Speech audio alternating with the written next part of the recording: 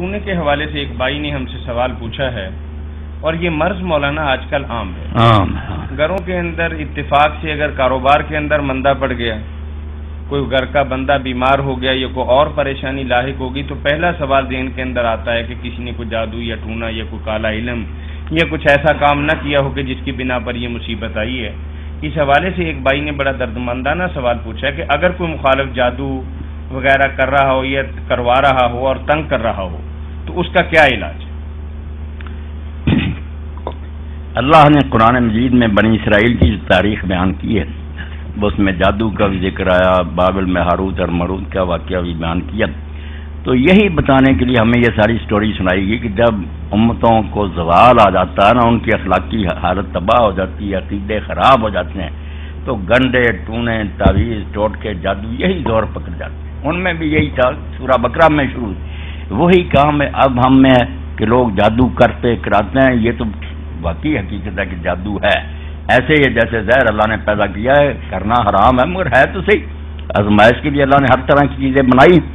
تو لوگ کرنے سے باز نہیں آتے، بدتینت ہے، خدا سے ڈرتے نہیں۔ حالانکہ یہ جادوگری اتنا جرم ہے کہ صحابہ کرام نے بالاتفاق یہ فتویٰ دیا کہ حد الساحر ضربۃ بالسیف، جس کے بارے میں یہ ثابت ہو جائے عدالت نے کہ یہ جادو کرتا ہے، اس کی سزا یہ ہے شرعی کہ تلوار سے اس کی گردن اڑا دی جائے، زندہ نہیں چھوڑنا چاہیے۔ بہت بڑا فتنہ ہے، گھروں کو برباد کرتے ہیں، فساد ڈالتے ہیں، تو جرم ہے۔ اب کرتے ہیں تو اس کے مقابلے میں ہم جادو تو نہیں کر سکتے، وہ تو کفر ہے، شیاطین سے مدد مانگنا، ان کی نظریں نیازیں دینا، اس کے مقابلے میں ہمیں اللہ کی طرف رجوع کرنا چاہیے۔ قرآن مجید پڑھیں، دعائیں جو حضور نے سکھائیں وہ کریں، تو انشاءاللہ اللہ مدد فرمائے گا۔ اللہ غالب ہے، اسی کے حکم سے جادو تکلیف دیتا ہے، اسی کے ہاتھ میں اس جادو کا ادارہ بھی ہے، تو اللہ سے مدد مانگنی چاہیے۔ اس کے لیے جو آپ نے دعا یہ فرمائی نا کہ صبح اور شام 3 مرتبہ پڑھے، کوئی چیز دنیا کی اور آسمان کی اسے نقصان نہیں پہنچاتی، سادہ سی دعا، بسم اللہ الذی لا یضر مع اسمہ شیء فی الارض ولا فی السماء وهو السمیع العلیم۔ اس اللہ کے نام کی مدد میں چاہتا ہوں